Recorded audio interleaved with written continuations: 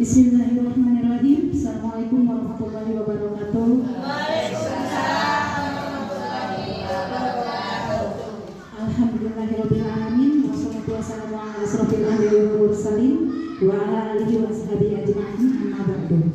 Yang terhormat Bapak Edi Nurwanto SPD MSI, yang kami hormati Ibu Murtamah SPDI, yang kami hormati Ibu Maisaroh SPD, yang kami hormati Bapak Ibu Dewan Guru SD Negeri 1 Lubuk Seberut.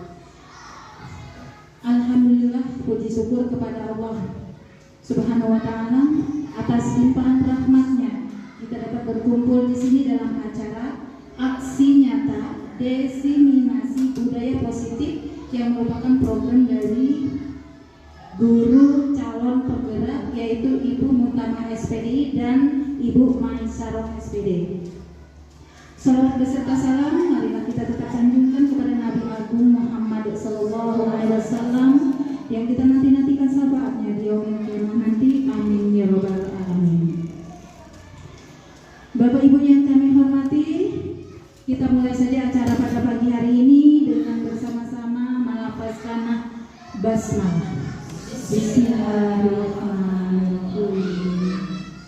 Mudah-mudahan dengan bacaan basmalah tadi, apa yang akan kita laksanakan hari ini dapat berjalan dengan lancar dan menjadi amal ibadah untuk kita semua.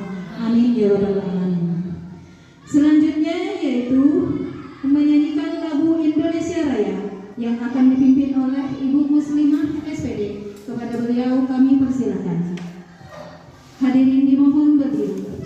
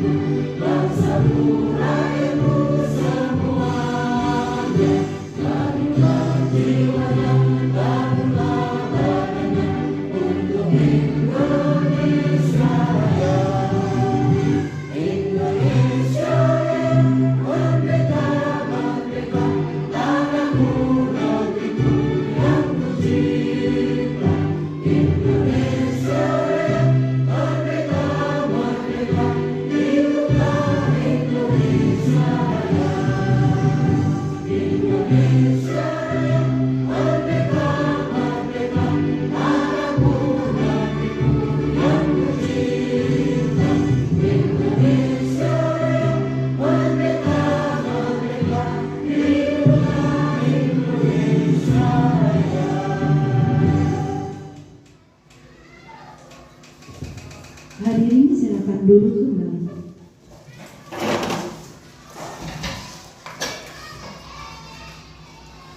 Kepada Ibu Muslimah SPD kami ucapkan terima kasih. Selanjutnya sambutan Kepala Sekolah SD Negeri 1 Lubuk Seberut, Kepala Sekolah Penggerak Bapak Edi Nurwanto SPD MSI, kami persilakan.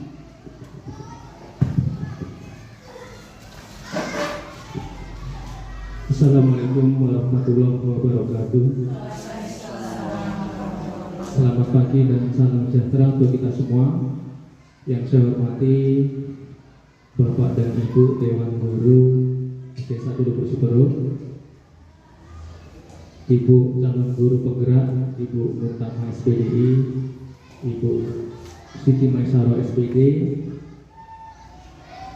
calon guru penggerak angkatan 7, dan Ibu Mimi Minarti, guru penggerak angkatan 4, dan semuanya yang saya hormati. Pertama-tama, marilah kita panjatkan puji syukur kepada Tuhan Yang Maha Kuasa karena atas limpahan rahmat dan hidayahnya kita dapat berkumpul di ruangan kelas 4 SDN 1 Lubuk Segoro untuk mengikuti kegiatan diseminasi positif atau budaya positif calon guru penggerak angkatan 7. Mudah-mudahan pelaksanaan ini tidak ada halangan awal sampai akhir. Yang kedua, sholawat serta salam mari kita sambungkan kepada junjungan kita Nabi Muhammad SAW yang kita nanti-nantikan syafaatnya di yaumul qiyamah. Bapak Ibu, yang pertama ingin saya sampaikan bahwa saya mengajak diri saya dan kita semua untuk bersama-sama menyukseskan program sekolah penggerak, terutama dan khususnya di SDN 1 Lubuk Segoro yang notabene adalah sekolah penggerak angkatan 1, dan ini semuanya harus berkolaborasi. Makanya dengan adanya diseminasi adalah penyebaran, ya, penyebarannya. Diseminasi, betul, penyebaran, ya, penyebaran artinya penyebaran informasi dari rekan-rekan yang memang sudah dan sedang mengikuti CGP kepada rekan-rekan semua calon-calon CGP. Mudah-mudahan dengan kerja keras ini, yang pertama adalah tujuan pemerintah untuk melaksanakan program sekolah penggerak ini segera tercapai. Dan Bapak Ibu, tanpa dukungan dari semua pihak, program ini tidak bisa berjalan. Saya yakin dengan adanya penyebaran, saya sampaikan, saya susah menyampaikan diseminasi, penyebarannya adalah kalau budaya itu adalah budi dan daya Pak Haji Kiai. Jadi budi itu adalah bagaimana kita berbudi ataupun bertingkah laku, daya itu usaha, ya, usaha untuk bertingkah laku positif itu baik, ya. Jadi penyebaran bertingkah laku berupaya untuk positif, artinya seperti itu.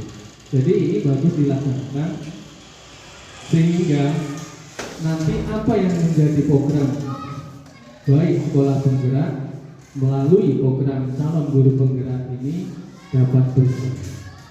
Untuk itu kepada rekan-rekan semua, apalagi ini yang diangkat adalah budaya positif, tentunya apa yang real dilakukan saja.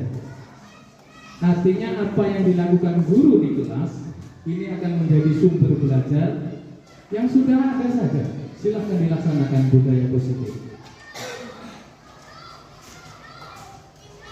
Memakai pakaian lengkap sesuai dengan jadwal pelajarannya, melaksanakan pembelajaran sesuai dengan jadwal yang sudah ada, melaksanakan program sekolah yang berkesinambungan.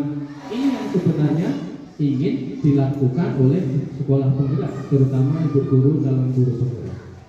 Yang sudah ada silahkan dilaksanakan secara kontinu, ya, dan dilaksanakan secara universal. Enggak seperti itu terus. Ada perubahan, ibu calon guru penggerak, ya, mengikuti era dan perkembangan zaman.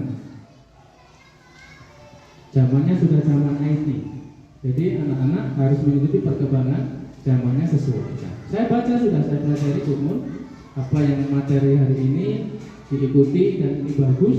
Di situ ada sampel-sampel siswa, ya, bagaimana itu budaya bisa dilaksanakan dengan konsekuensinya adalah reward dan punishment. Tentu ada reward, ada punishment kalau sampai melaksanakan diseminasi budaya positif yang sudah ada, baru bisa berjalan. Tidak ada, kalau tidak ada punishment, ya bagaimana mau meningkatkan mutu? Tidak ada reward, bagaimana? Ya, jadi ada peningkatan daripada sebelum CGP bagi gurunya. Ada action nyata yang lebih positif sesudah CGP. Calon guru penggerak secara saya perhatikan bahwa itu bukan terpisah dari sekolah penggerak.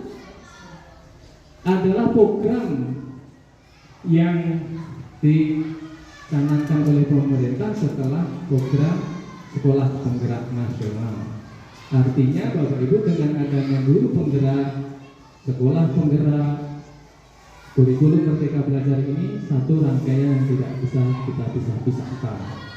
Untuk itu Bapak Ibu, kalau menurut saya Merdeka Belajar ini sudah ada sebenarnya sebelum sekolah kita ini menjadi sekolah penggerak. Anak-anak sesuai dengan kemampuan yang dimilikinya dan dikembangkan oleh guru itu. Jadi media belajarnya bukan hanya mengandalkan buku teks saja. Sampai yang sudah berulang-ulang, Bu Mimin yang sudah lulus guru penggerak, tidak buku teks saja. Dan masih banyak saya perhatikan itu saya intip sampai masih hanya mengandalkan buku teks saja. Konteksnya Bapak Ibu media belajar. Makanya kalau kepala sekolah sedang PMO itu selalu disampaikan media yang digunakan itu bermacam-macam Bapak Ibu. Dari media, dari internet dan sebagainya digali terus perkembangan itu. Jadi media belajar kalau sampai nanti menggunakan buku teks, tema-tema dan tema, berarti apa yang menjadi harapan dari pemerintah program Merdeka Belajar ini belum terpenuhi. Saya bertahap akan mengikut sertakan guru itu untuk menjadi komite pembelajaran masuk di PMO. Karena itu terus, kalau saya kapasitasnya sebagai kepala sekolah akan mencakup keseluruhan yang akan saya sampaikan, praktek baik, ya, refleksinya bagaimana, itu saja keseluruhan. Bapak Ibu semangat dan saya tutup. Ada pantun nggak? Boleh pantun ya? Orang siap tadi, tapi nggak siap pantunnya. Minum Presti dikasih madu. Besti, saya cinta padamu. Saya akhiri. Billahi taufiq wal hidayah. Assalamualaikum warahmatullahi wabarakatuh.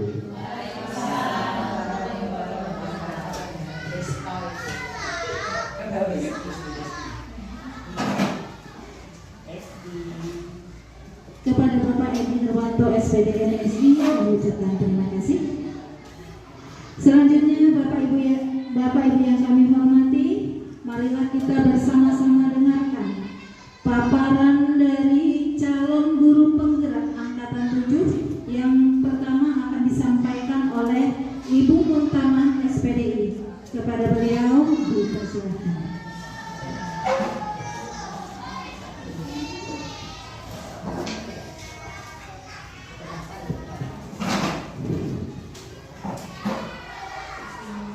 Assalamualaikum warahmatullahi wabarakatuh.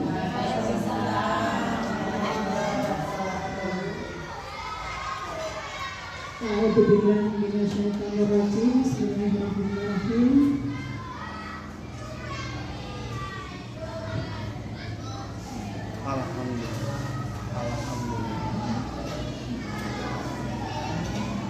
Alhamdulillahirrahmanirrahim. Wa bihi nasta'inu ala umuri dunya wa din wa ala alihi wa sahbihi ajma'in. Amma ba'du. Yang saya hormati Bapak Kepala Sekolah SD Negeri 1 Lubuk Sebruk, Sekolah Penggerak Angkatan 1, Ibu Yuniarti, Guru Penggerak Angkatan 4 yang sudah lulus dan sudah dapat sertifikat, yang saya hormati Bapak dan Ibu Guru yang bisa hadir pada kesempatan hari ini, yang berbahagia. Pertama-tama Marilah kita panjatkan puji syukur kita kehadiran Allah Subhanahu wa Ta'ala, bahwasanya pada kesempatan hari ini kita diberikan kesehatan sehingga bisa mengikuti diseminasi budaya positif sebagai implementasi dari aksi nyata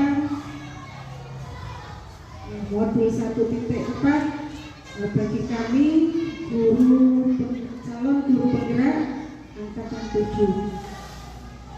Kedua kalinya salawat beserta salam marilah kita sanjungkan ke hari baru Nabi besar Muhammad sallallahu alaihi wasallam yang akan kita nantikan sahabatnya kelak di hari kiamat. Ketiga kalinya di sini saya akan memaparkan materi dari diseminasi budaya positif dari modul 1.4 yang pertama, yaitu disiplin positif.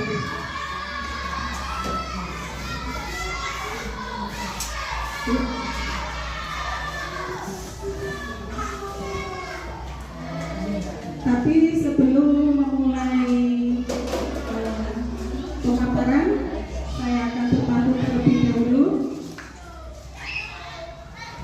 Pantunnya, ke Cirebon berliterasi, dilayani orang berdasi. Maksud kami berdiri di sini, izinkan kami untuk presentasi.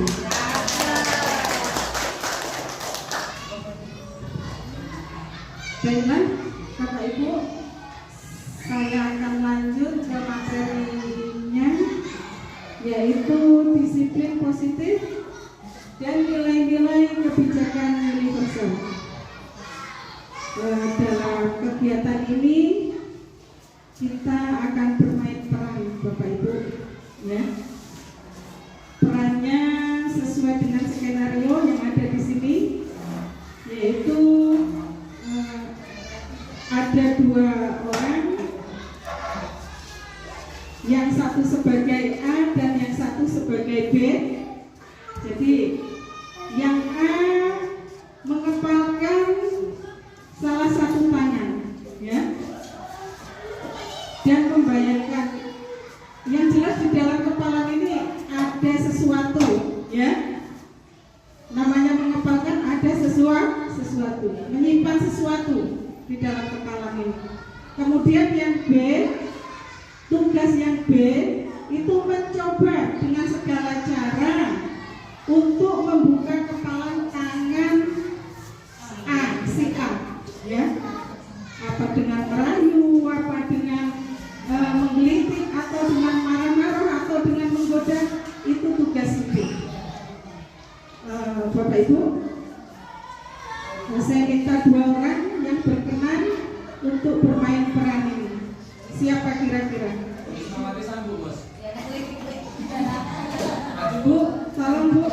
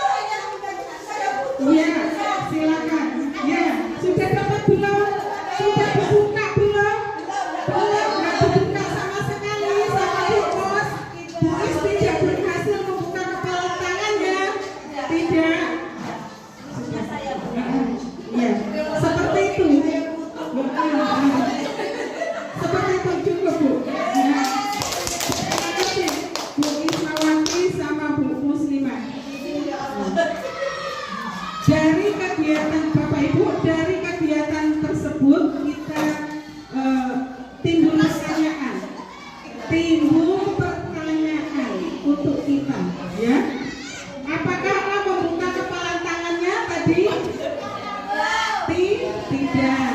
Kemudian mengapa Allah tetap menutup kepalan tangannya? Mempertahankan haknya, bukan membuka kepalan tangannya, karena haknya ya dipertahankan. Dalam kegiatan ini sesungguhnya siapa yang memegang kendali atau kontrol untuk membuka atau menutup kepalan tangan tadi? Saya tidak berhasil. Yang memegang kendali sebenarnya siapa? Bu Muslimah ya. Nah, dari kegiatan ini kita bisa kenang kegiatan pembelajaran sehari-hari kita, Bapak Ibu, ya. Ilusinya guru mengontrol murid itu cuma ilusi. Pada dasarnya tidak bisa, ya Bapak Ibu. Guru itu yang berstatus guru itu sebenarnya Bu Ismawati, ya. Bu Ismawati, guru itu yang berada di posisi guru itu Bu Ismawati. Muridnya tadi Bu Muslim, ya.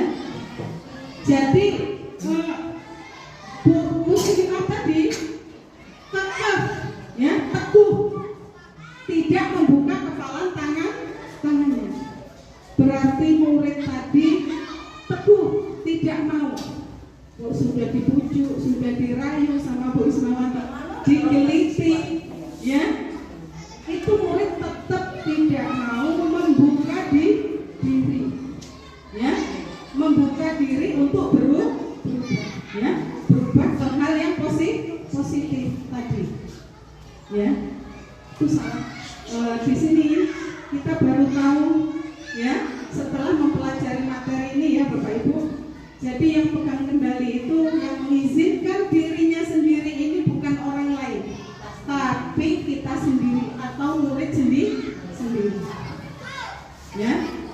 Kemudian yang kedua, ilusi bahwa semua penguatan positif, efektif dan bermanfaat itu berdasarkan bujukan positif atau bentuk-bentuk kontrol. Segala usaha mempengaruhi murid, ya, itu sudah dilakukan oleh guru. Tapi kalau si murid tadi yang mengepalkan tangan tadi tidak mau membuka, ya, tetap, ya, itu tidak, kita sebagai guru tidak bisa memaksa, Bapak Ibu, ya, ya. Solusinya berarti guru itu dalam membuka kemauan anak itu harus dengan segala cara, dengan tipu daya boleh, bila perlu dihipnotis juga boleh, ya. Iya. Nah, dari sinilah akan timbul teori tadi, ya, teori kontrol tadi, cara mengontrol. Kemudian ilusi bahwa kritik dan membuat orang merasa bersalah dapat menguatkan karakter. Nah, itu kalau kepalan tangan tadi tetap tidak dibuka juga tidak bisa, Bapak Ibu, ya. Ya, sudah dipermalukan, sudah ibaratnya dikritik dengan segala macam. Kalau tangan tadi tetap tidak dibuka, tadi kan tidak dibuka sama sekali, ya Bu, ya. Jadi itu tetap murid tadi berarti berpegang teguh pada prinsipnya sendiri, kita tidak bisa mengubahnya. Ada sebagian kecil murid kita yang seperti itu, ya Bapak Ibu, ya, tetap tidak mau membuka diri. Kemudian ilusi bahwa orang dewasa berhak untuk memaksa, ya. Ternyata Bu Ismawati tadi dalam segala upaya tidak bisa, ya, tidak bisa membuka kepalan tangan Bu Muslimah, ya, tetap, ya. Kemudian dari kegiatan yang begitu banyak tadi, bagaimana seseorang bisa merubah dari paradigma stimulus respon kepada pendekatan teori kontrol ini, ya.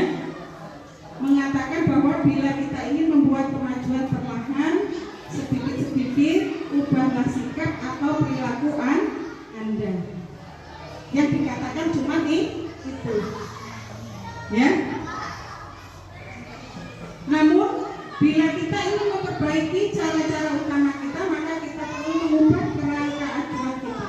Ubahlah bagaimana Anda melihat dunia, bagaimana Anda berpikir tentang manusia, ubahlah paradigma Anda, skema pemahaman dan penjelasan aspek-aspek tersebut tentang realitas. Seperti itu kira-kira ya Bapak Ibu. Nah, di sini ini ada merubah diri dari paradigma stimulus respon kepada pendekatan teori kontrol. Ini apa namanya, tabel ya Bapak Ibu, ini tabelnya. Yang sebelah sini stimulus respon, yang sebelah sana teori kontrol. Ya, yang ini realitas kebutuhan kita itu sama, semua orang melihat hal yang sama. Kita mencoba mengubah orang agar berpandangan sama dengan kita. Perilaku buruk dilihat sebagai suatu kesalahan. Orang lain bisa mengontrol saya bisa, ya. Semua orang melihat hal yang sama. Setiap orang memiliki gambaran yang berbeda. Seperti itu. Guru maunya semua anak itu sama. Realitasnya semua anak itu memiliki pemikiran yang berbeda. Kemudian kita mencoba mengubah orang agar berpandangan sama dengan kita. Realitanya kita berubah, kita berusaha memahami pandangan orang lain tentang dunia. Berarti yang berusaha memahami siapa di sini? Guru. Kita yang memahami murid kita. Kalau murid kita tadi, setiap orang memiliki gambaran yang berbeda. Jadi pandangannya berbeda. Ya. Perilaku buruk dilihat sebagai suatu kesalahan. Kita guru suka melihat anak kita seperti itu ya Bapak Ibu. Semua perilaku memiliki tujuan. Anak sering gak sekolah juga punya tujuan sendiri, ya tujuannya anak, ya.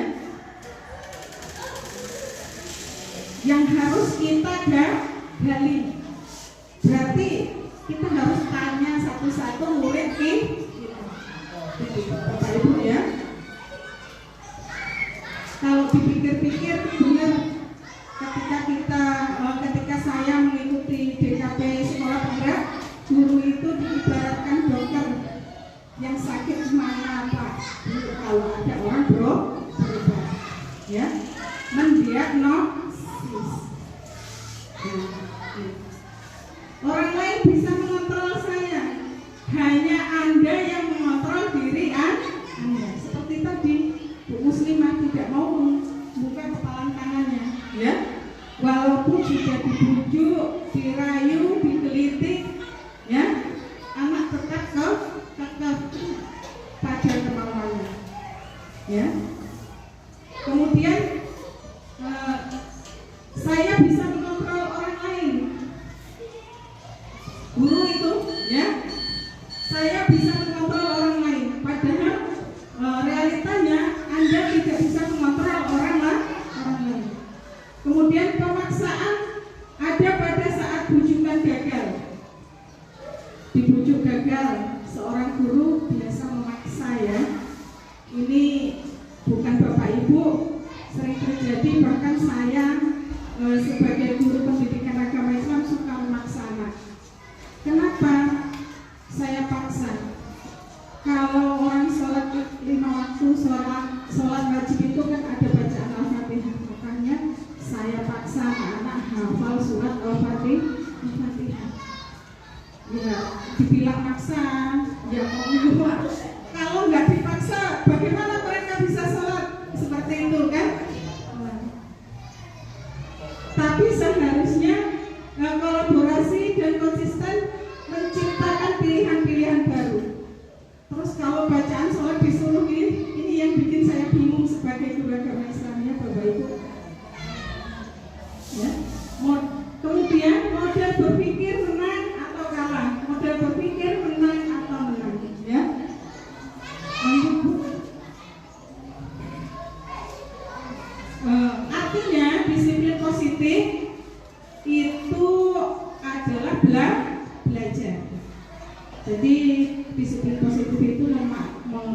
berarti belajar. Menjadi sesuatu yang dilakukan seseorang pada orang lain untuk mendapatkan kepatuhan. Kita cenderung menghubungkan kata disiplin dengan ketidaknyamanan. Disiplin diri mempelajari bagaimana cara kita mengontrol diri dan bagaimana menguasai diri untuk memilih tindakan yang mengacu pada nilai-nilai yang kita hargai. Seperti itu, ya. Jadi yang berhak mengontrol diri kita itu ya kita, bukan orang lain. Nah, ini materi yang selanjutnya yaitu teori motivasi, hukuman dan penghargaan, kemudian restitusi. Dari teori ini dinyatakan oleh Dian Gosen ada 3 motivasi perilaku manusia. Yang pertama untuk menghindari ketidaknyamanan atau hukuman.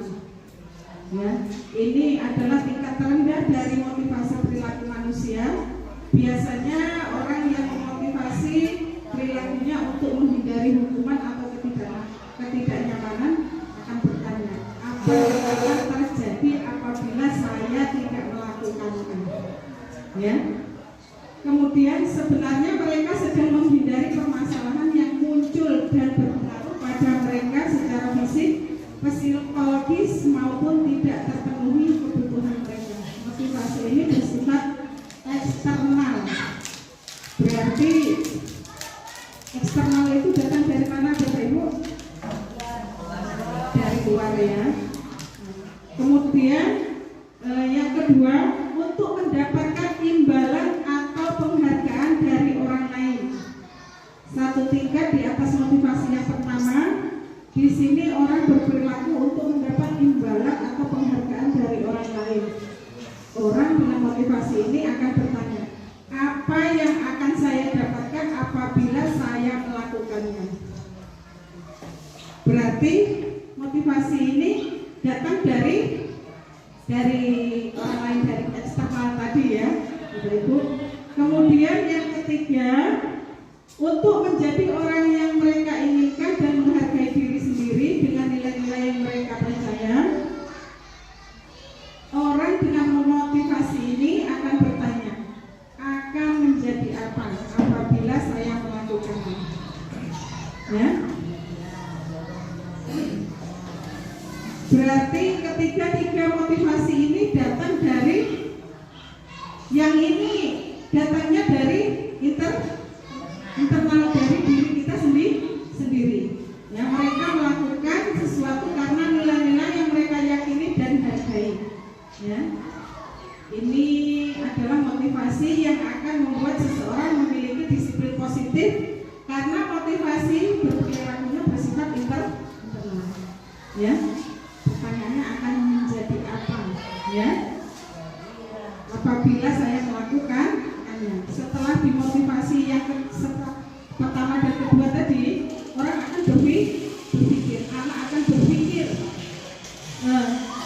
dan menimbulkan pikiran yang ketiga yang memotivasi dirinya, datang dari dirinya sendiri. Lanjut, kemudian ini yang kedua yaitu hukuman, konsekuensi dan restitusi. Pada kegiatan ini kasusnya seperti ini. Ada di sini Bapak Ibu, kita baca sama-sama. Iva kurang menguasai pelajaran matematika sehingga pada saat pelajaran tersebut berlangsung, dia lebih banyak berdiam diri atau menggambar di buku pelajarannya. Pada saat guru matematikanya, Pak Seno, menanyakan pertanyaan Iva menjadi gugup dan tidak sengaja menjatuhkan tasnya dari kursi serta tiba-tiba menjadi gagap pada saat berupaya menjawab.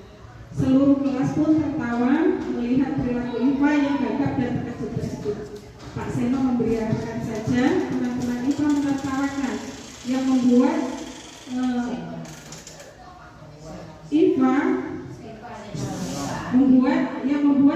Pak Seno malu luar biasa dan malahan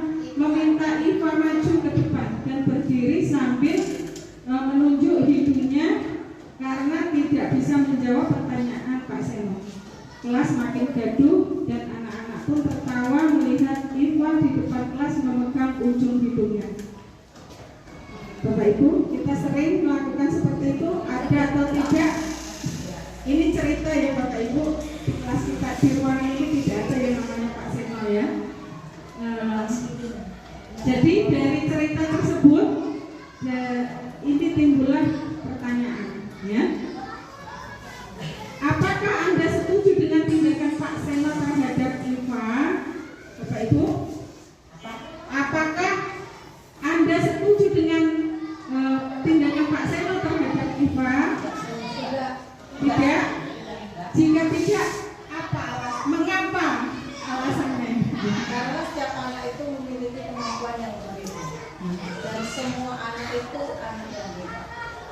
100 untuk tulis ya. Ini pertanyaan yang kedua Bapak Ibu. Menurut Anda, tindakan Pak Seno terhadap Iva adalah sebuah hukuman atau konsekuensi?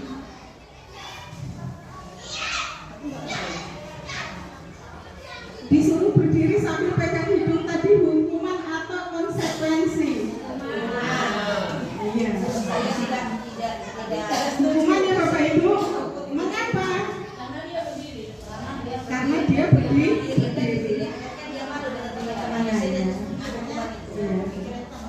Iya. 100 untuk Bapak Ibu.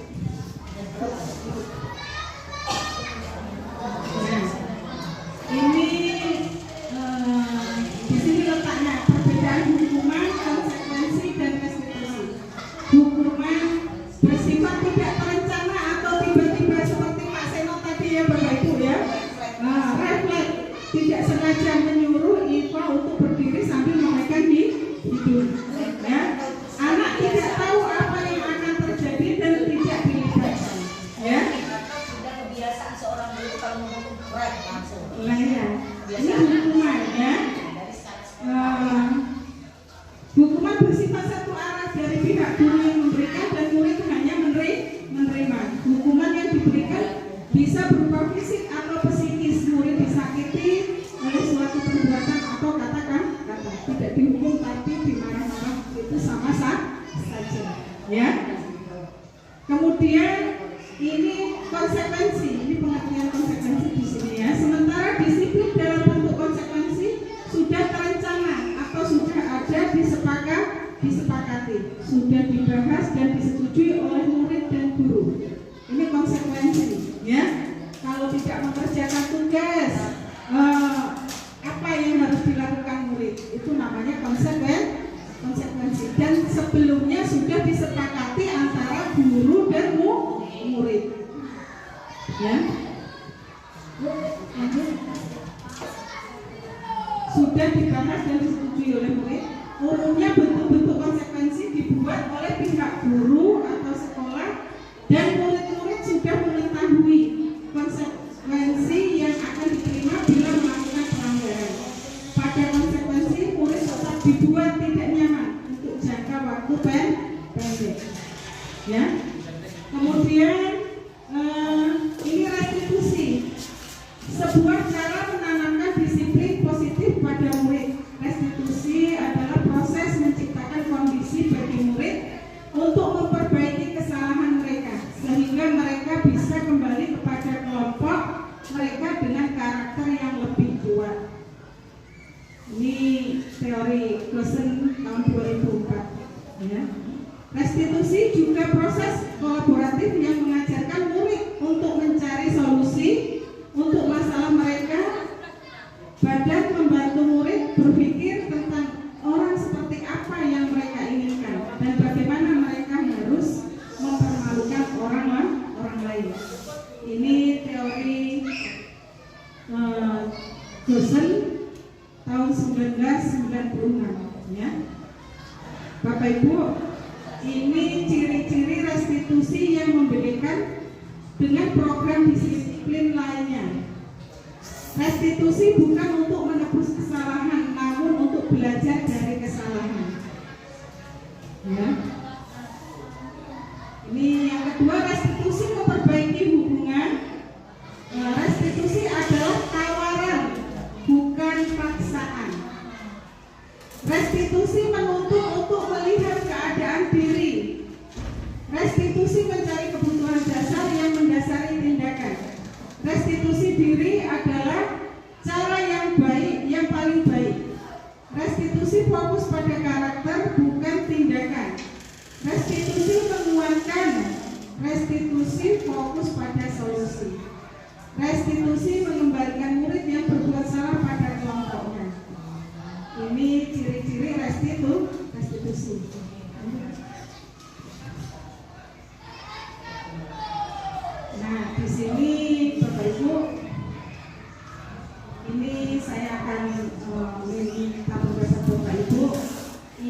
berupa hukuman atau konsekuensi dari kasus ini. Kasus yang pertama mencatat 100 kali di dalam buku kalimat saya tidak akan terlambat lagi. Ketika anak murid datang terlambat ya, karena terlambat ke sekolah. Ini hukuman atau konsekuensi? Hukuman Bapak Ibu ya, betul. Hukuman 100 ini Bapak Ibu. Yang kedua, lari mengelilingi lapangan 2 kali karena ngobrol saat belajar. Ini hukuman atau konsekuensi? Masih hukuman ya Bapak Ibu. Kemudian yang ketiga, membersihkan coretan yang dibuatnya di meja tulis.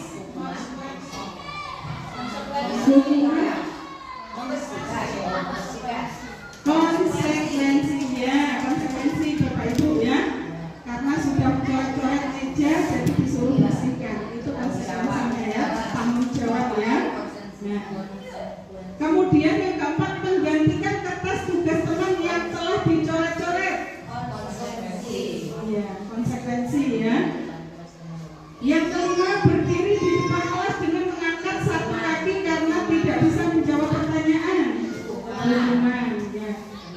Dari LBCON ini mengemukakan baik penghargaan maupun hukuman.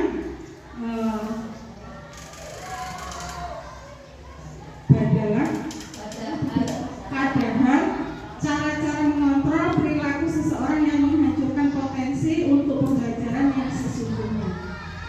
Menurut KON, penghargaan sesungguhnya adalah proses belajar itu sendiri. Murid yang belum bisa membaca dan akhirnya bisa, maka akan merasa bangga.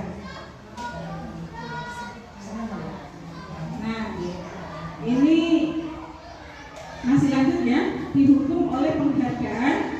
Penghargaan menimbulkan rasa iri. Biasanya menimbulkan rasa iri ya. Kemudian merusak hubungan. Kita suka kasih hadiah sama anak-anak yang berprestasi. Ketika kita menyuruh anak, yang lain bilang, yang dapat hadiah lo kamu ya. Seperti itu ya Bapak Ibu. Itu biasa terjadi pada anak-anak yang rusak hubungan anak-anak ya. Kemudian mematikan kreativitas. Anak yang lain mau belajar lesu, paling-paling yang ranking 1 si anu ya. Seperti itu ya. Kemudian menurunkan kualitas ya. Itu tadi turun ya, karena semangatnya kendor tadi ya. Anak-anak yang lain yang tidak biasa dapat hadiah seperti itu Bapak Ibu ya. Mengurangi ketepatan ya. Kemudian penghargaan menghukum, misalnya dalam sistem ranking tadi ya Bapak Ibu ya. Mereka yang biasanya mendapat ranking 1 lalu mendapat ranking kedua akan merasa paling dihukum. Anak-anak biasanya malu ya. Malu. Anak-anak seperti itu biasanya. Nah, lanjut.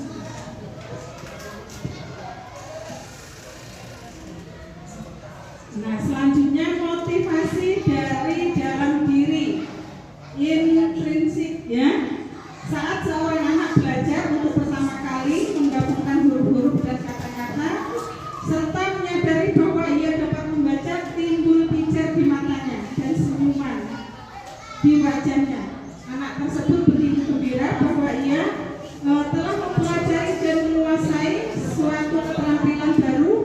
Kesadaran akan kemampuan bahwa dia sudah dapat membaca sesungguhnya sudah merupakan sebuah penghargaan ya. Itu jika kita memberikan penghargaan kepada anak saat dia sedang merasa bangga, maka kita akan mengambil kegembiraannya secara alami. Dengan bisa membaca saja dia sudah merasa bangga, pamer sama temennya ya Bapak Ibu. Saya sudah bisa baca, seperti itu anak-anak biasanya kayak gitu ya. Kemudian materi yang selanjutnya yaitu tentang keyakinan kelas. Seperti tadi sebuah kesepakatan antara murid dan guru. Di kelas itu satu hubungan, satunya konsekuensi itu biasanya disepakati oleh murid dan guru, namanya keyakinan ke kelas. Mengapa kita perlu mengapa keyakinan kelas, mengapa tidak peraturan kelas saja? Itu bedanya peraturan dan keyakinan ya. Seperti ini. Mengapa kita memiliki peraturan tentang penggunaan helm pada saat mengendarai motor? Kemungkinan jawabnya adalah untuk keselamatan ya. Kemudian mengapa kita memiliki peraturan tentang penggunaan masker dan cuci tangan setiap saat? Kemungkinan jawabannya adalah untuk kesehatan atau keselamatan.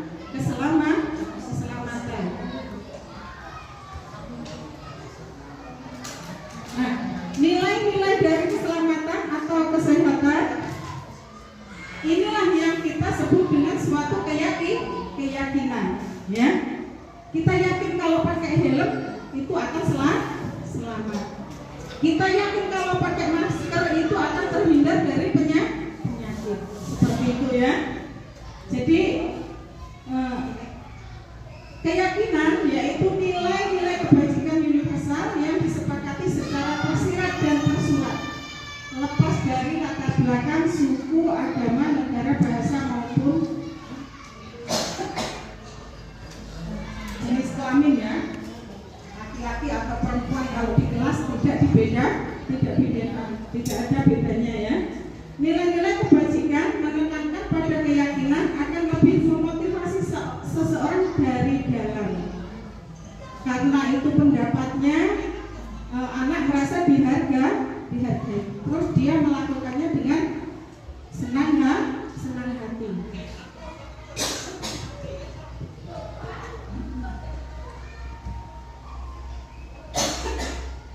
Nah ini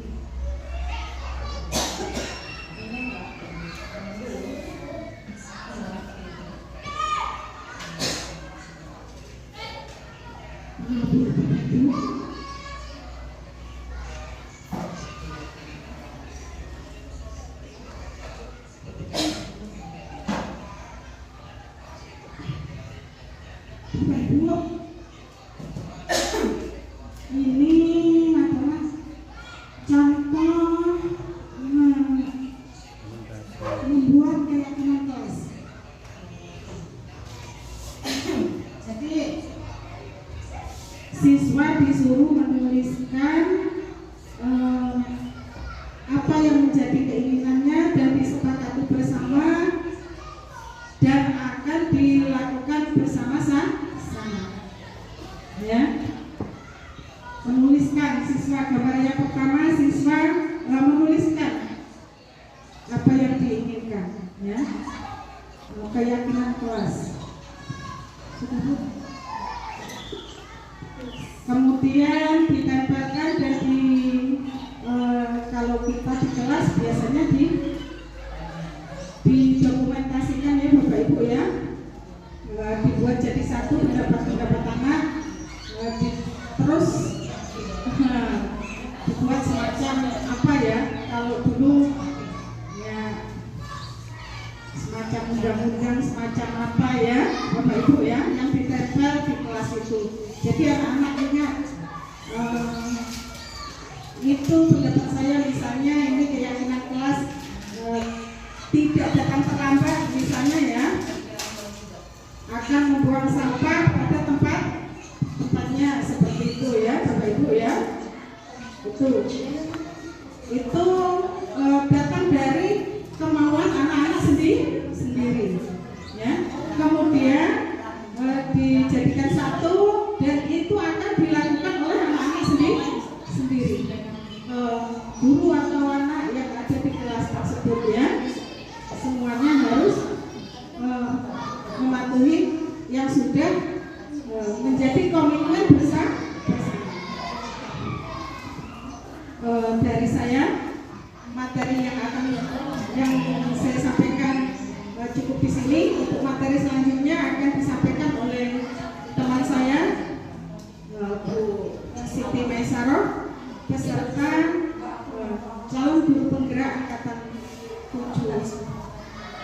dua.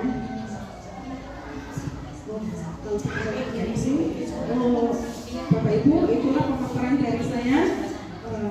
Saya ucapkan terima kasih atas perhatiannya. Minta maaf atas segala kekurangan. Saya akhiri. Wabillahi taufiq wal hidayah. Assalamualaikum warahmatullahi wabarakatuh.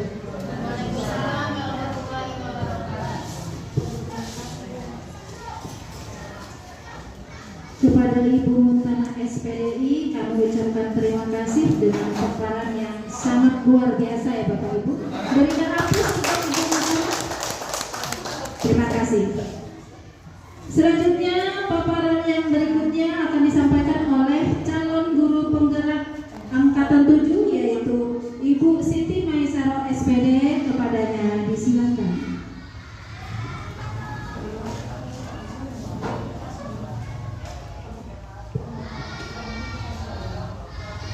Terima kasih untuk isi atas waktunya.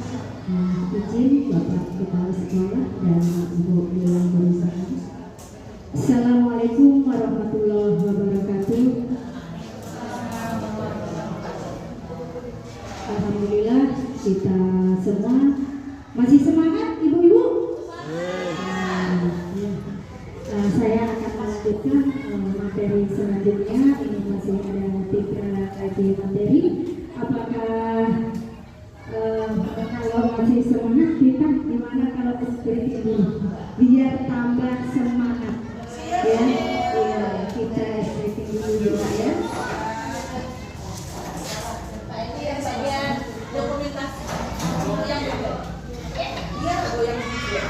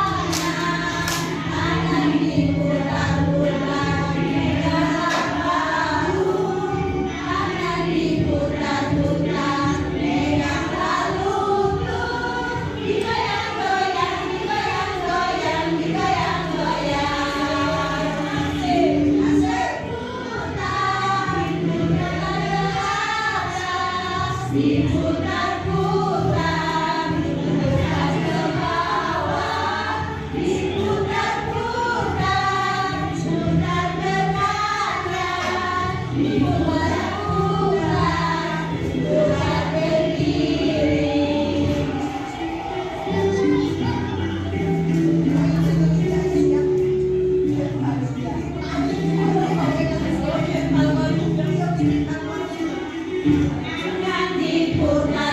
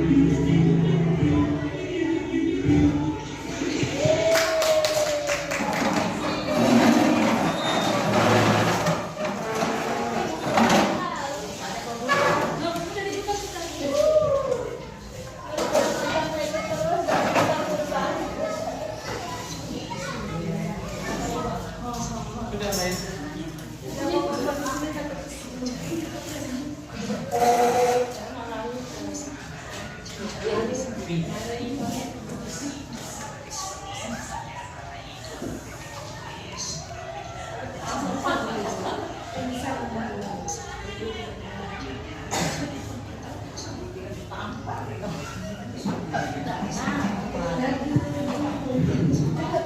kasih ibu-ibu hebat semuanya beserta bapak kepala sekolah hebat ya. Maaf di sini izinkan saya berdiri di sini bukan maksud saya untuk menggurui bapak ibu. Saya yakin sekali di sini semuanya bapak guru hebat ya. Tepuk tangan bapak guru hebat. Ya. Apalagi alhamdulillah ya, sekolah kita ini adalah sekolah penggerak angkatan pertama. Ya. Kita pastinya bisa sampai ke sekolah penggerak ini berkat perjuangan kita semua, terutama sebagai kepala sekolah Bapak Edi Harwanto SPD MSI ya, selaku yang kita nomor satukan di SD Negeri 1 Lubuk Seberut ini. Baiklah, saya lanjutkan. Sebelum saya lanjutkan, Bapak Edi Harwanto MSI, izin ya Pak, saya akan menyampaikan ini ilmu sedikit yang kami peroleh dari pendidikan calon guru penggerak. Ini kalau kami tempuh kemarin, Ibu ya, waktunya memakan waktu 1 bulan lebih. Tapi di sini kami sampaikan hanya dalam waktu kurang lebih 1 jam. Ya, tadi sudah sekitar 30 menit ya, sudah disampaikan oleh Ibu kita, Ibu Mutama. Dan selanjutnya saya akan sampaikan ini hanya intinya saja. Sebenarnya Bapak Ibu banyak sekali ilmu-ilmu yang bermanfaat sekali untuk kita sebagai guru agar kita bisa menjadi guru yang luar biasa, guru yang sesuai zaman. Zamannya sudah zaman era globalisasi ya. Kita harus sebagai guru harus selalu upgrade ya ilmu. Ternyata setelah kami pelajari ini Bu, banyak sekali ternyata kesalahan-kesalahan yang secara tidak sengaja kita lakukan, bahkan itu menjadi kebiasaan dan kita anggap itu sudah benar. Waktu kami melakukan pendidikan kemarin Bapak Ibu ya, Bu Mimin, Winarti, SPD yang insya Allah MPD yang sudah lulus guru penggerak, ini pasti ilmunya luar biasa sudah karena sudah selesai ya. Kalau kami baru sampai modul 1, masih sangat sedikit sekali Ibu ilmu yang sudah kami pelajari. Tapi Ibu Mimin luar biasa sudah 3 modul terselesaikan dan tamat menjadi guru penggerak yang sangat hebat. Tepuk tangan untuk Ibu Mimin. Dan saya memotivasi untuk guru-guru yang ayo Ibu Sepri, Ibu siapa kemarin ada 5 ya. Semoga semuanya lulus. Amin, amin ya rabbal alamin. Ya. Jadi izinkan kami menyampaikan hanya sedikit poin-poin saja karena keterbatasan waktu yang akan kami sampaikan. Yang tadi sudah disampaikan Ibu Mutama ada 3 Bu ya. Ada disiplin positif, teori motivasi, ada keyakinan kelas. Nah di situ disiplin positif yang sudah Ibu Mutama sampaikan tadi sesuai dengan pendapat dari Dr. William Glaser, itu ternyata kita ini sebagai guru ilusi kalau kita bisa mengontrol murid. Seperti yang dicontohkan tadi ada Bu Mutama dan Bu Isma maju ke depan, itu contoh realnya. Ternyata genggaman tangan ini ada dalam diri kita sendiri. Orang lain tidak bisa membuka walaupun sudah diiming-iming. Bahkan itu tadi Bu Is harusnya pakai uang tuh. Nah,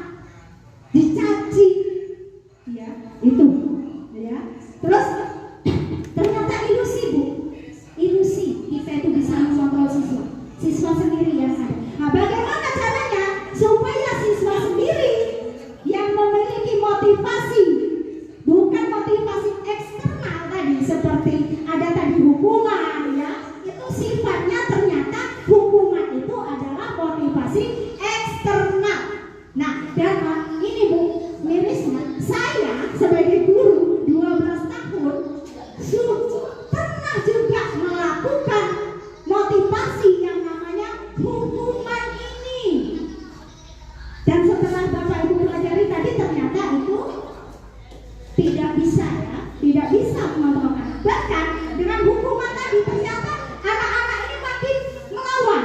Iya, yang seperti di lapangan Bu ya, bukan mereka menurut, malah makin melawan. Bahkan parahnya setelah dihukum anak ini menjadi anak pendengar.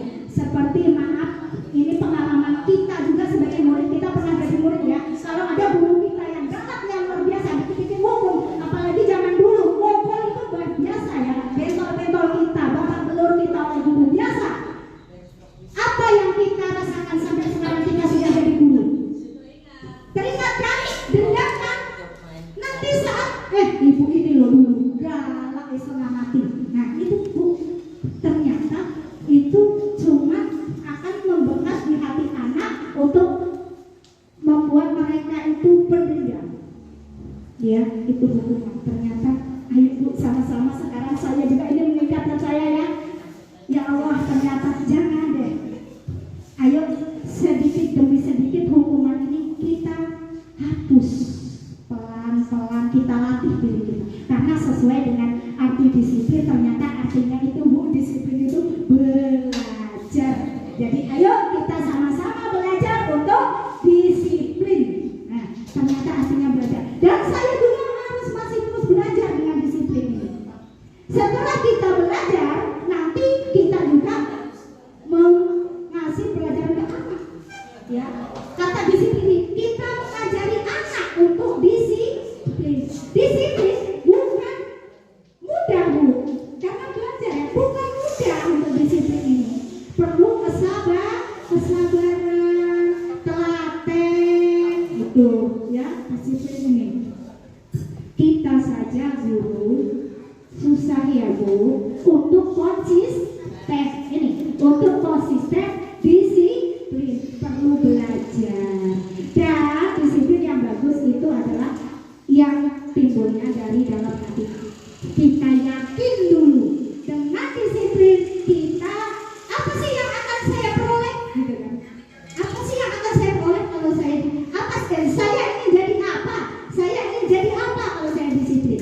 Jelas kalau guru jadi guru yang teladan, benar ya. Ini guru yang diteladani, guru yang bisa memberikan contoh siswa-siswanya dengan kita belajar disiplin. Tapi kata disiplin ini kalau sudah membudaya di tempat kita, ini rasa ketidaknyamanan, ya kan? Disiplin. Kalau udah dengar kata disiplin, aduh, gitu ya rasanya, nggak nyaman gitu. Nah ini pada disiplin itu adalah belajar, ya, belajar pelan-pelan. Dan tadi ada teori motivasi ya, tadi ada teori motivasi, ada teori motivasi ini ada 3 tadi ya. Hukuman, apa tadi Bu, ingat nggak?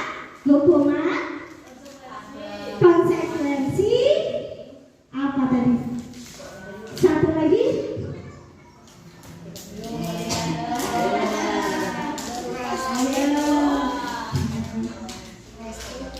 iya. Jadi ada 3 tadi ya, restitusi ya. Dan yang akan kita capai adalah motivasi restitusi ya. Nah, kalau hukuman sebisa mungkin kita hindari. Terus tingkatan di atasnya tadi konsekuensi.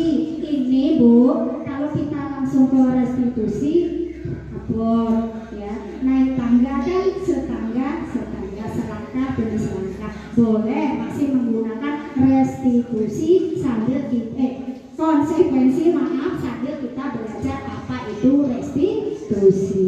Jadi konsekuensi tadi yang seperti apa konsekuensi? Iya, kita bikin dulu keyakinan kelas Bu ya. Kita di kelas itu harus bikin kesepakatan dulu. Kalau selama ini saya yakin semua tempat pendidikan dimanapun, baik itu TK, SD, SMP, SMA, semua sudah ada yang namanya peraturan kelas atau peraturan sekolah. Nah, ini tugas kita. Ayo, yang peraturan tadi yang dibikin ini hanya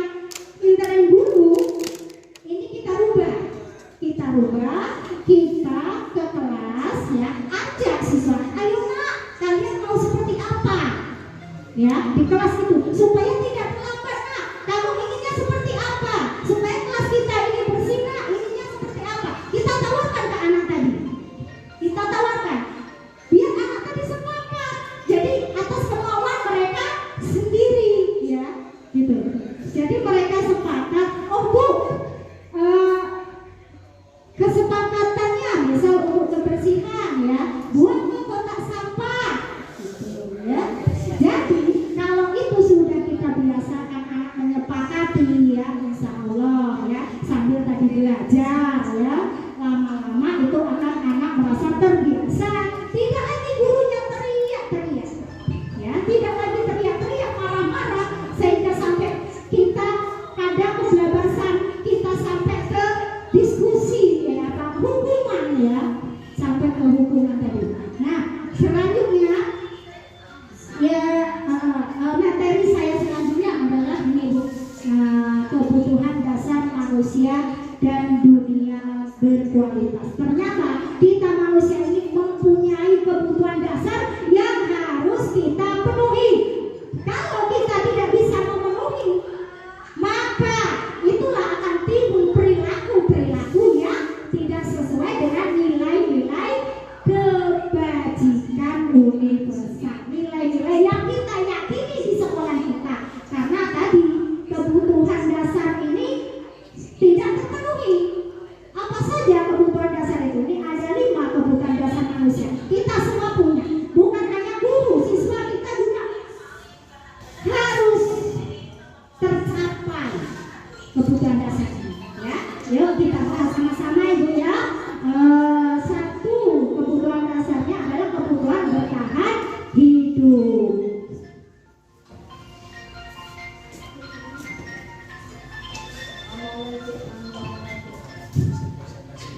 Ya, satu kebutuhan dasarnya yang harus terpenuhi pertama adalah untuk bertahan hidup atau survival ya.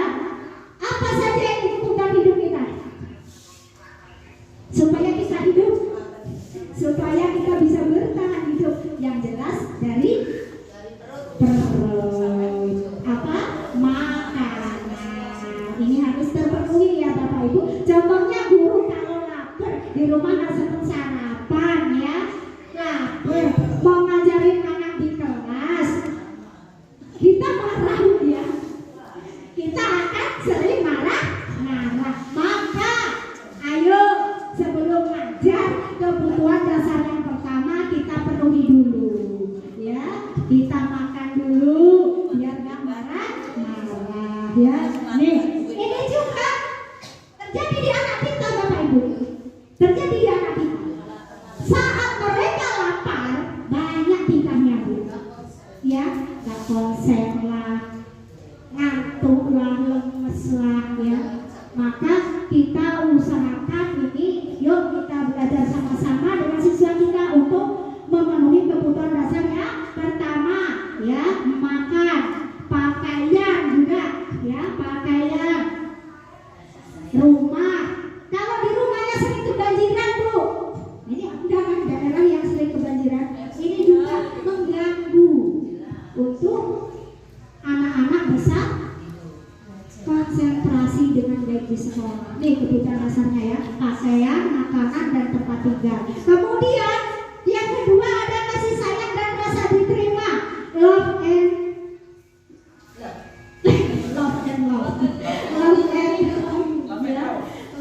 belonging. Nah, ini kasih sayang ini penting ya, ini ya. Ya, Bapak Ibu, ternyata kita itu butuh kasih sayang. Murid juga butuh kasih sayang. Bapak kepala sekolah, guru-gurunya butuh kasih sayang dan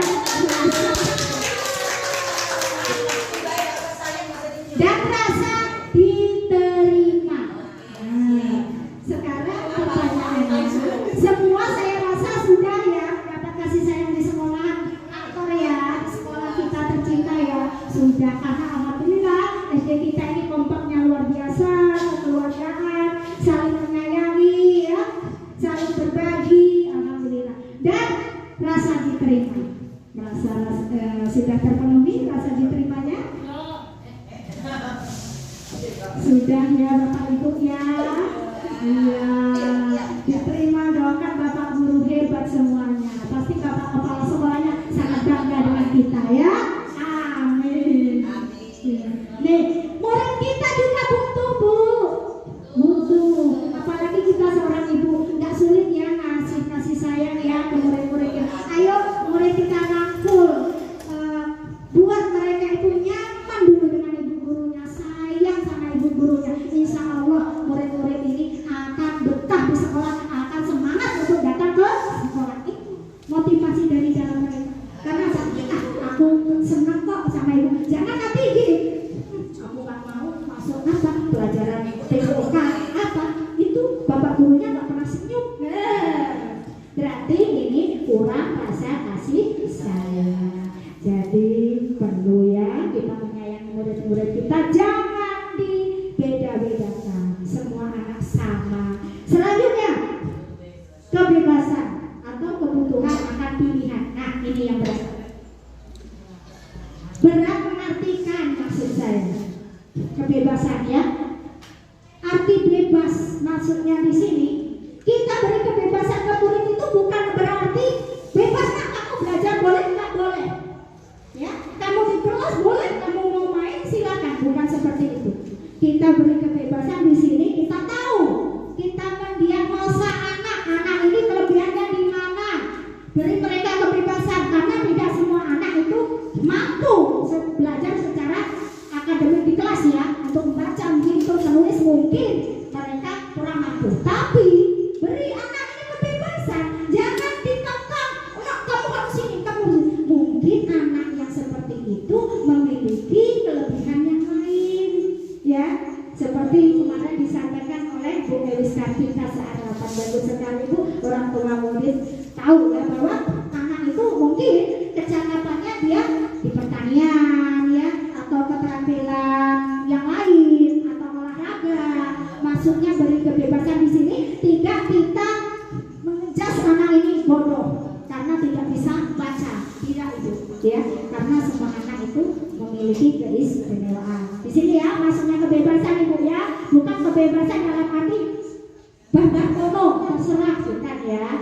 Terus selanjutnya kebutuhan manusia itu senang, bahagia. Ya, ini kita ciptakan anak kita di kelas itu senang, bahagia, happy. Jangan dikit-dikit gurunya bentak, kamu ini. Jadi anak sudah drop duluan ya. Kita bikin bahagia mereka dengan kita menciptakan kelas yang dinamis ya, yang ada iklan. Ya, berikan kesenangan untuk anak dengan media-media pembelajaran yang menyenangkan, tidak monoton, tidak seperti itu saja ya. Ajak anak tadi belajar di luar, ajak anak tadi berkreasi. Misalnya kayak saya ngajarin anak untuk rajin menabung. Enggak cuma rajin menabung adalah artinya bla bla bla bla, tidak. Saya ajak anak tadi pertama saya bikinkan celengan. Kita ajak anak mengumpulkan barang bekas, ayo kita buat celengan. Untuk apa Bu? Ini belajar hemat, dalam arti hemat. Salah satu dari poin P5 kita ya ada hidup hemat, hemat listrik, hemat air, hemat uang, ya uang saku terutama untuk anak ini. Guru yang wajib mengontrol anak untuk hemat dalam arti uang saku ya. Nah ini, jadi usahakan anak itu berhemat, kita bikinkan berupa celengan gitu. Terus cara pengeluaran kelas 1 sudah saya ajarkan Bu. Jadi anak ini saya kasih materinya itu senangnya mengatur uang saku saya gitu. Jadi setiap anak pasti berbeda dengan uang saku. Jadi tanggal berapa uang sakunya berapa kan, pengeluaran juga. Kelas 1 sudah saya ini Bu, setiap hari uang saku harus dicatatkan. Jadi itu juga untuk kita kontrol siswa yang tadinya katanya untuk nabung ternyata untuk jajan, ketahuan di situ. Jadi di situ uang saku berapa dari orang tua 5.000, tabungannya berapa 10, tercatat semua di situ. Nah usahakan nak di belakang sini nanti sisa, harus sisakan. Entah itu 500, 1000, ini nanti yang masuk tabungan yang kita bikin tadi. Itu mengajarkan anak hidup hebat. Kemudian kelima, penguasaan, power, kebutuhan pengakuan atas kemampuan.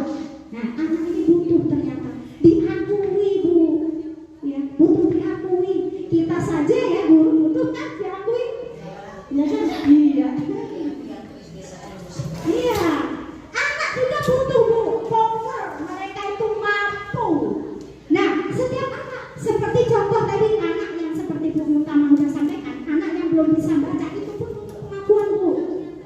Makanya kenapa di kurikulum Merdeka ini diusahakan jangan ada peringkat untuk tadi ada menciptakan kesenjangan tadi ya, harus kita hapus itu. Karena apa?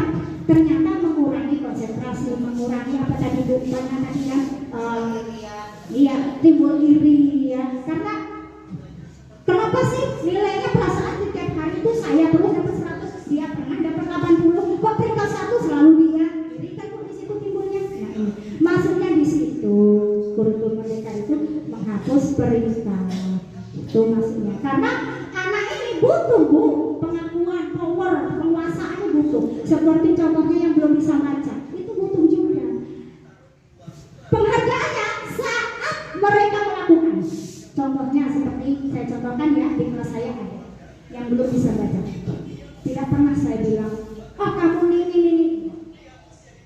Saat mereka pertama belum bisa, tiba-tiba bisa, luar biasa bangganya. Saat itulah kita memberikan penghargaannya. Luar biasa, kamu ilmu. Nah, itu akan powernya tadi. Ya. Pengakuan atas kemampuan timbul. Jadi akhirnya rata semua anak itu merasakan atau pendapat kebutuhan itu. Nah ini Bu, apa sih dampaknya kalau melihat kebutuhan ini tidak terpenuhi? Itu akan timbul kelakuan-kelakuan yang menyimpang, yang tidak sesuai dengan kebajikan universal, budaya positif yang ada di sekolah kita. Selanjutnya ada dunia berkualitas. Apa itu dunia berkualitas? Dunia berkualitas adalah tempat khusus dalam pikiran Anda, pikiran kita, tempat kita menyimpan gambaran, representasi dari semua yang Anda inginkan. Ini bisa berisi orang, ya, yang ada di pikiran kita, yang kita senangi. Bisa berisi orang atau hal-hal atau apa saja yang terbaik di dalam hidup kita, membuat kita itu bahagia, bisa terpenuhi kebutuhan dasar kita. Nah ini ternyata anak juga memiliki dunia berkualitas mereka ini. Siapa sih yang ada di dunia berkualitas mereka? Kita harus tahu kira-kira hal positif atau negatif gitu ya. Kita yang harus memasukkan dunia berkualitas anak-anak di dalam pikirannya. Apa sih yang ada di dalam hatinya ini mereka? Siapa yang diidolakan gitu ya? Yang menurut mereka ini orang yang mampu bisa untuk memenuhi kebutuhan dasar 5 tadi.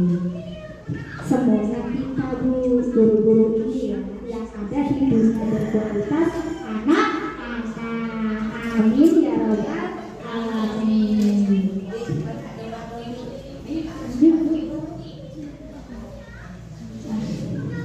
Restitusi 5 posisi kontrol. Ini selanjutnya ya. Apa itu restitusi, kemudian apa itu 5 posisi kontrol, akan kita bahas selanjutnya. Nah ini Bapak Ibu, 5 posisi kontrol. Kita sebagai guru coba perhatikan, kita sudah dalam posisi yang mana? Ini bisa Bu menilai diri sendiri ya. Ayo Bapak Ibu silakan perhatikan, ada penghukum, pembuat merasa bersalah, teman, pemantau, atau manajer. Alhamdulillah Bapak Kepala Sekolah kita berada dalam posisi terbaik, yaitu manajer. Harus kita, apakah bisa ibu-ibu guru hebat menjadi manajer? Sangat bisa dan harus belajar bisa. Apa itu 5 posisi kontrol guru tadi? 1, penghukum. Nah,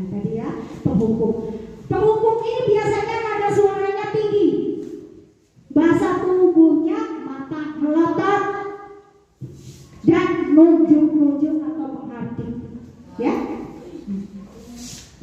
saya rasa semuanya walaupun toh sekali sudah ya melakukan dan ini ternyata ya Allah sangat salah kita lakukan ke anak-anak kita Bapak Ibu ya. Hasilnya, karena hasilnya Bu yang membuat kita itu sadar kalau ternyata itu salah. Coba kita perhatikan hasilnya. Kemungkinan murid marah kan Bu, kalau kita marah balik loh, ya kan? Dan mendendam atau bersifat agresif anaknya. Nah, ini menjadi introspeksi kita sebagai guru Bu ya. Ada apa dengan anak-anak kita yang menurut kita masih belum sesuai tadi ya? Mungkin ini cara kita Bu ya untuk memberikan motivasi tadi yang masih bukan salah, masih belum pas ya. Kemudian selanjutnya motivasi selanjutnya pembuat merasa bersalah. Nah ini biasanya kalau seperti ini guru-guru kelas rendah saya merasa pembuat merasa bersalah. Nada suaranya memelas Bu, ya kan, lemah lembut, sedih, halus, bahasa tubuh merapat pada anak, dan guru PJOK kayaknya cenderung seperti ini ya kan, kalau sama anak-anaknya Ibu ya.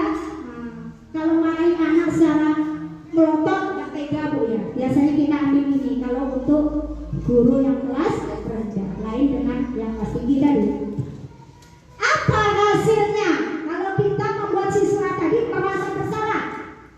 Nih hasilnya, murid akan merasa bersalah, mereka merasa gagal, tidak sanggup membahagiakan orang lain, membuat sedih ibu gurunya. Ini murid akan ya, menganggap dirinya itu gagal.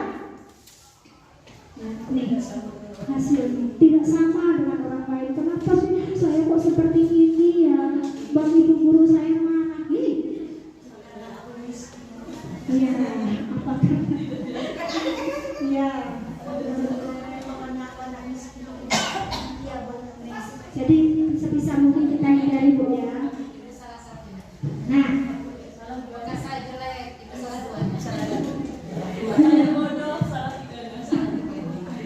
lanjut Bapak Ibu, nomor 3 ini posisi kontrol sebagai teman.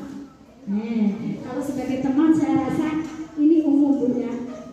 Saya rasa semua juga pernah ngalamin ini sebagai teman. Nada suaranya tadi ramah Bu, ramah. Ini biasanya ini terjebak kita di sini, dianggap ini benar, ya, karena sudah nih ramah, akrab, bercanda, tubuhnya merapat ke siswa, matanya tersenyum jenaka. Nih, ternyata hasilnya apa Bapak Ibu? Murid akan merasa senang akrab dengan guru, sisi positifnya, ya. Negatifnya ada. Namun murid menjadi tergantung pada guru tersebut dan belum tentu akan menurut pada guru lain. Ya, nih. Padahal kita menciptakan siswa tadi yang berbudaya positif secara keseluruhan, menurut secara keseluruhan. Kalau kita ambil posisi sebagai teman, lihat, mungkin hanya Bu Natalia saja yang kalau Bu Natalia cuma ambil sebagai posisi teman. Yang dulu baru mau berangkat, tapi saat ibu yang lain menyuruh, ogah-ogahan, nunggu dipaksa, ya. Nih kelemahannya Bu, kelemahannya. Selanjutnya pemantau, posisi pemantau, nada suara datar, bahasa tubuh yang formal. Ini mirip ke bahasa kepala sekolah ya. Hasilnya iya formal dia, data formal. Tapi hasilnya apa? Murid memahami konsekuensi yang harus dijalani apabila melanggar salah satu peraturan sekolah. Guru tidak menunjukkan emosi yang berlebihan di sini. Namun murid tetap dibuat tidak nyaman karena nih harus tinggal di kelas, waktu istirahat untuk mengerjakan tugas. Ini ada kaitannya tadi dengan posisi apa tadi yang sudah Ibu sampaikan di atas tadi, ya. Ini pemantau mereka konsekuensi tadi Bu, hukuman dan konsekuensi. Pemantau. Jadi konsekuensinya kalau anak melanggar harus tinggal di kelas, bisa terlambat datang sekolah. Berarti anak ini harus tinggal di kelas untuk menyelesaikan ya keterlambatan tadi, sehingga ini akan menyita waktu anak. Ini merampas hak anak untuk istirahat. Ini anak merasa tidak nyaman di sini, ya. Terus merasa diasingkan juga di sini. Tuh. Selanjutnya nih, posisi yang harus kita pelajari sama-sama Bu ya. Kami juga masih belajar di sini untuk bisa memposisikan kita guru ini sebagai manajer. Ya, jadi maaf Bapak, izin Bapak, bukan hanya Bapak kepala sekolah yang guru juga harus bisa memposisikan dirinya sebagai manajer bagi siswa-siswanya. Apa itu posisi manajer? Ini posisi terakhir. Manajer adalah posisi di mana guru berbuat sesuai bersama dengan murid. Berbuat tadi sesuai bersama dengan murid, sesuai dengan kesepakatan, mempersilahkan murid mempertanggungjawabkan perilakunya, mendukung murid agar menemukan solusi atas permasalahannya sendiri. Seorang manajer telah memiliki keterampilan di posisi teman. Sebelum kita menginjak ke posisi manajer, kita harus paham dulu Bu, bisa memposisikan dulu sebagai posisi teman tadi, ya.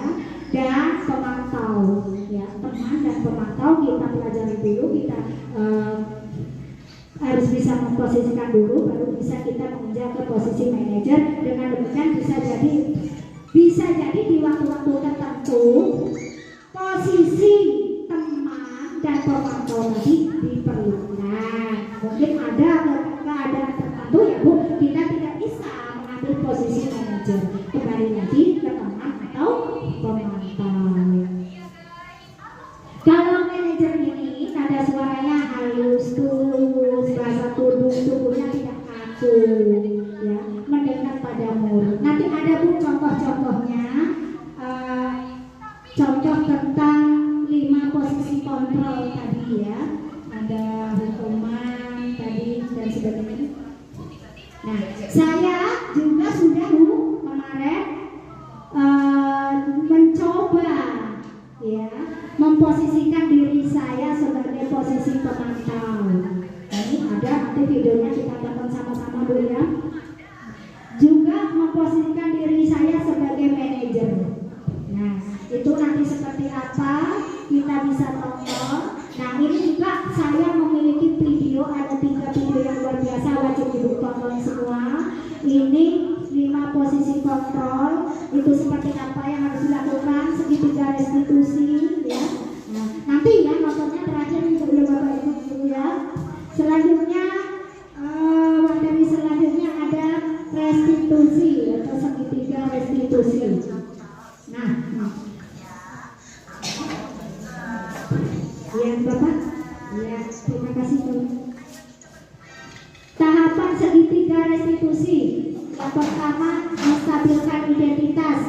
Setiap orang pasti pernah melakukan kesalahan. Nah, kita Bapak Ibu ya, untuk memposisikan diri kita sebagai manajer, ini kita harus paham dulu. Harus memahami, menguasai 3 tahapan segitiga restitusi ini. Ini yang harus kita kuasai dulu Bu, kalau mau jadi manajer. Karena saat kita memposisikan diri sebagai manajer, 3 ini harus secara urut, tidak boleh beracak Bu ya. Harus berurut. Pertama, apa yang kita lakukan sebagai guru? Kalau menghadapi siswa kita yang ada kasus atau masalah, misalnya terlambat ya, yang umum Ibu ya, terlambat datang. Nih, pertama kita stabilkan dulu identitasnya.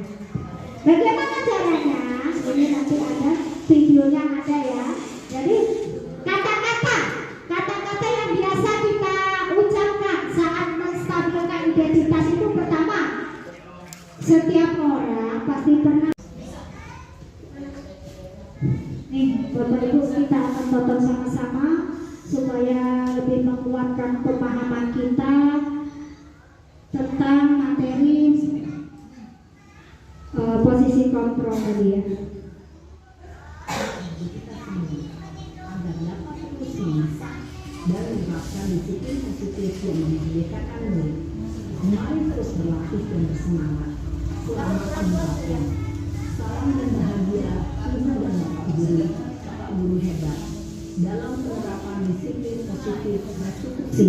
Salah satu program yang dikembangkan adalah 5 posisi kontrol. 5 posisi kontrol dalam restitusi adalah proses perjalanan seorang pendidik agar dapat mengenali dirinya.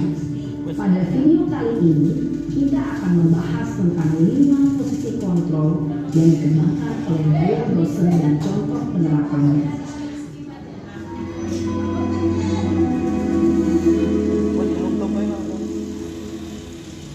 Lima posisi kontrol itu adalah 1. Posisi penghukum, 2. Posisi pembuat merasa bersalah, 3.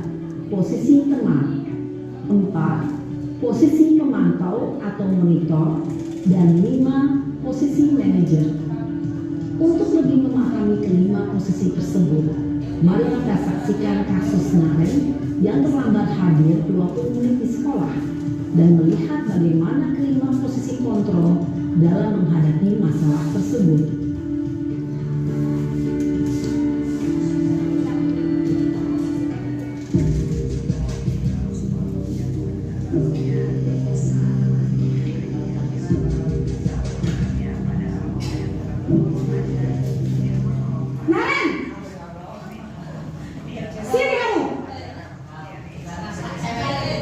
Selamat pagi Bu.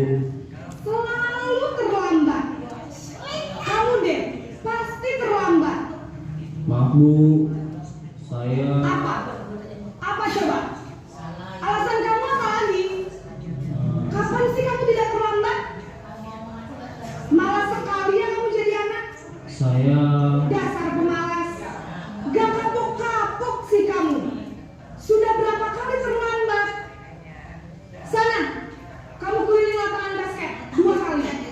kenapa saya harus keliling lapangan basket Bu? Kenapa? Kamu melawan ibu. Berani-beraninya jawab. Sudah terlambat, masih berani jawab pula. Sekarang, keliling lapangan basket 5 kali sekalian. Biar kapok. Cepat. Pergi sana ke lapangan basket. Posisi penghukum biasanya berbicara dengan nada tinggi, menghasut. Apa lagi nak? Ya Tuhan Naren. Kamu senang ya bikin ibu susah ya? Kalau kamu terlambat lagi, nanti ibu yang ditegur bapak kepala sekolah nak. Disangka ibu tidak bisa membina kamu. Duh, gimana ini? Maaf Bu, Duh Gusti Naren. Kamu suka ya kalau ibu ditegur bapak kepala sekolah? Terus, sekarang ibu harus tulis apa ini di buku absen? Ini kamu sudah sering terlambat loh. Ibu harus apa coba? maaf Bu, maaf sekali. Ya sudah, lain kali jangan bikin ibu susah lagi ya nak ya. Ibu tidak akan kuat lagi kalau kamu begini terus. Bisa jantungan kalau ibu ditegur bapak kepala sekolah. Sana cepat ke kelas. Maaf ya Bu, maaf sekali.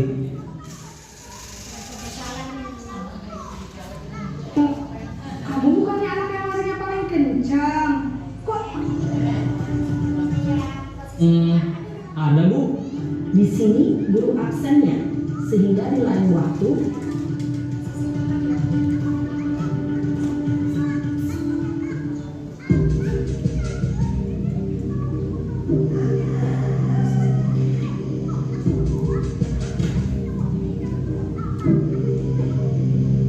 Naren,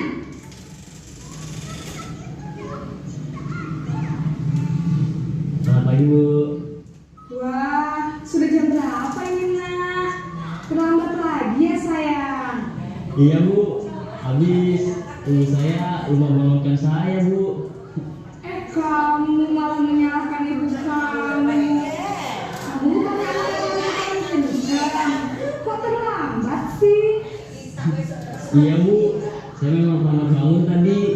Jadi biarpun saya lari kencang, tetap nggak kekejar Bu. Ya sudah sana, nanti lain kali larinya lebih kenceng lagi ya, biar gak terlambat lagi. Bikin seneng ibu, demi ibu, bisa kan? Bisa lah Bu. Ya sudah sana masuk kelas, ibu beresin urusan absen kamu. Kamu ini ada aja.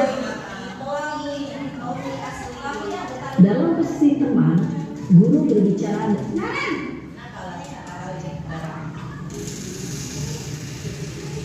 Selamat pagi Bu. Selamat pagi Naren. Maaf Bu, saya terlambat. Iya, sekolah masuknya jam 7, sekarang sudah jam 7.20. Jadi sekarang bagaimana ini Naren? Maaf Bu, saya lupa setel alarm saya semalam. Baiklah, menurut kamu, keyakinan sekolah yang mana yang perlu kamu tingkatkan? Menghargai diri sendiri dan orang lain mungkin ya Bu. Setuju. Jadi, apakah Naren meyakini prinsip saling menghormati tersebut? Iya Bu, saya meyakininya.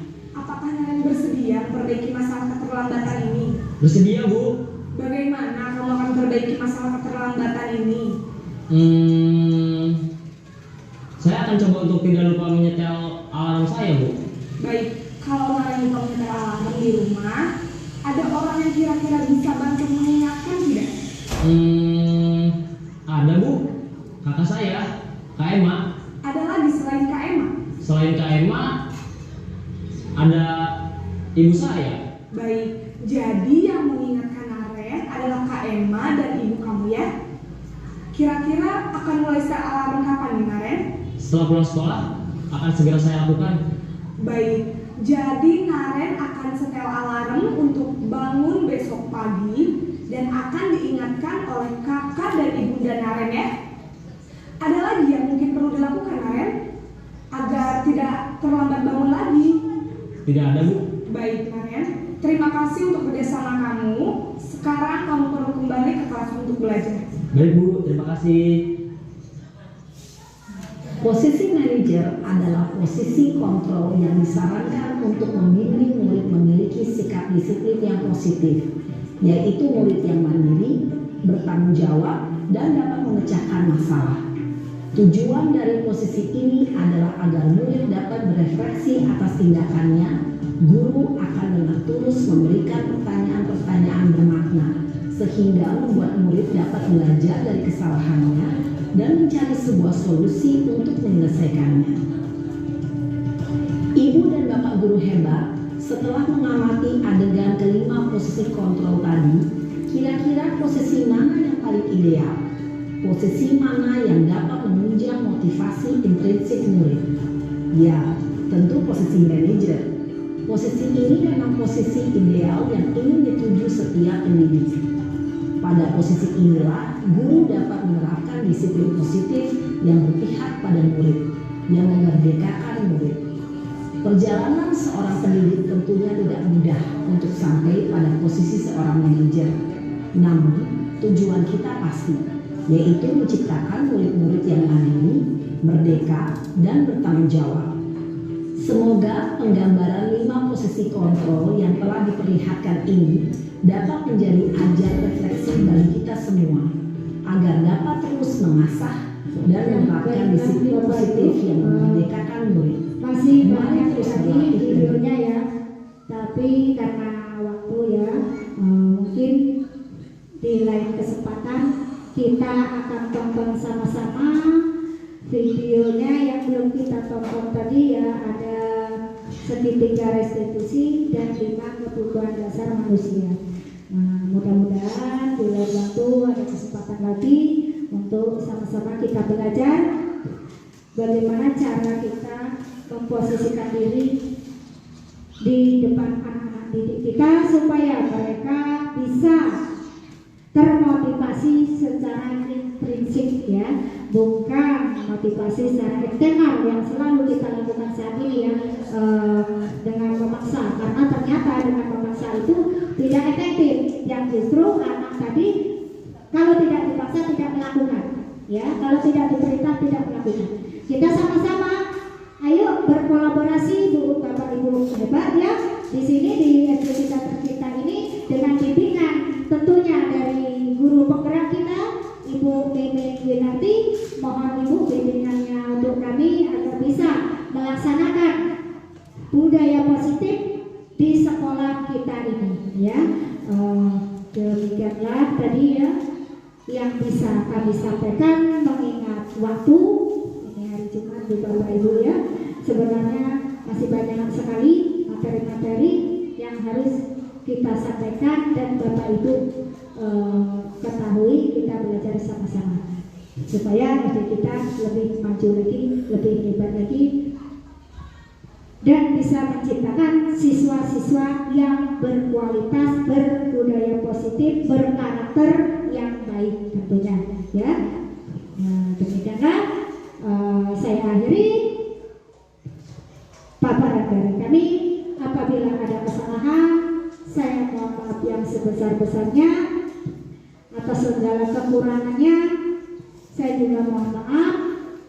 Inilah batas kemampuan kami untuk menyampaikan kepada Bapak Ibu semuanya. Mohon maaf. Sekali lagi saya katakan, saya bukan menggurui, kita ayo belajar sama-sama, berkolaborasi sama-sama untuk demi peningkatan SD Kita Tercipta. Dan ini wabillahi taufiq wal hidayah. Wassalamualaikum warahmatullahi wabarakatuh.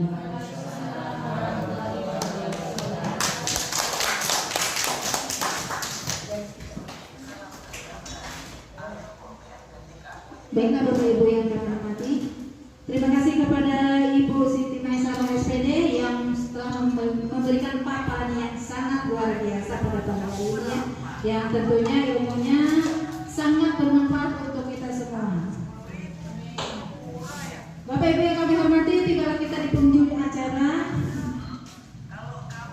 yaitu penutup atau doa. Kita tutup acara hari ini. Mudah-mudahan apa yang kita laksanakan pada hari ini dapat bermanfaat untuk kita semua dan dapat menjadi amal ibadah buat kita, untuk kita semua. Marilah Bapak Ibu kita sama-sama tutup acara ini dengan melafazkan hamdalah. Alhamdulillahirabbil alamin.